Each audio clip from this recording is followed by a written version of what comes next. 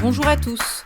Le Noël des Églises orientales, les autorités religieuses rencontrent Emmanuel Macron et Joëlle Mergui réélu au Consistoire de Paris. C'est dans SIC et ça commence maintenant. Ce vendredi 7 janvier, la majorité des églises orientales catholiques et orthodoxes fêtaient la Nativité, comme ici, à Moscou. À cette occasion, le pape François a adressé un message au patriarche Kirill de Moscou. Lors de la divine liturgie de Noël qu'il célébrait dans la cathédrale du Christ Sauveur à Moscou, le patriarche l'a remercié de ce message. Я благодарю вас за то послание от Папы Франциска, которое вы передали мне. Я очень ценю те добрые отношения, которые между нами сложились. И дай Бог, чтобы эти отношения преломлялись во многих и многих добрых совместных действиях, в том числе и направленных на достижение мира там, где мира сегодня нет. Le Saint-Père avait exprimé son souhait de se rendre en Russie au retour de son voyage apostolique en Grèce en décembre dernier. Être un leader selon le cœur de Dieu. C'est le défi lancé par le pape François à la centaine de dirigeants français qu'il a rencontrés ce vendredi. Ils étaient accompagnés par Monseigneur Rey, évêque de Fréjus-Toulon, et avaient participé au voyage du bien commun à Rome début décembre. Face aux tiraillements qu'ils peuvent avoir entre les différentes injonctions du marché et de l'Évangile, le pape les a invités à vivre leur autorité dans un esprit de service, dans la recherche du bien commun.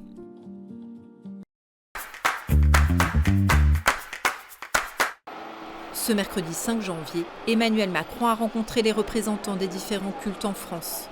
Étaient présents au palais de l'Élysée les responsables des cultes catholiques, protestants, orthodoxes, juifs, musulmans et bouddhistes autour du président de la République, accompagné du Premier ministre Jean Castex et du ministre de l'Intérieur Gérald Darmanin. Durant les échanges ont été évoqués des sujets comme la crise sanitaire, mais aussi la lutte contre les actes anti-religieux.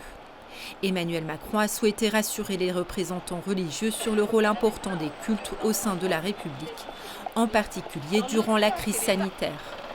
Monseigneur Éric de Moulin-Beaufort, présent, a réagi à la sortie de cette rencontre. Son but à lui était d'être rassurant, apaisant, encourageant, nous assurant que les religions avaient toute leur place dans la République française laïque et que la laïcité était un cadre vivant pour permettre de vivre le pluralisme religieux et puis l'absence de religion aussi, de manière apaisée dans une société comme la nôtre.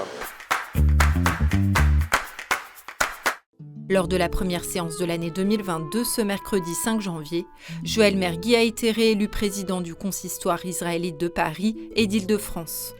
Un événement important car ce consistoire a la responsabilité de la plus grande communauté juive d'Europe. À la tête de cette institution depuis 2006, Joëlle Mergui a déclaré vouloir continuer à faire rayonner le consistoire de Paris pour mener à bien ses combats pour l'identité et l'avenir de la communauté juive. Un nouveau visage pour représenter la France au Vatican. Depuis le lundi 4 janvier, le diplomate Max-Olivier Gonnet a pris ses fonctions comme chargé d'affaires ad intérim de la France près le Saint-Siège. Il y était ministre conseiller depuis le 28 août 2020. Elisabeth Béton-Delègue, ambassadrice de France près le Saint-Siège, était arrivée à la fin de sa mission début janvier.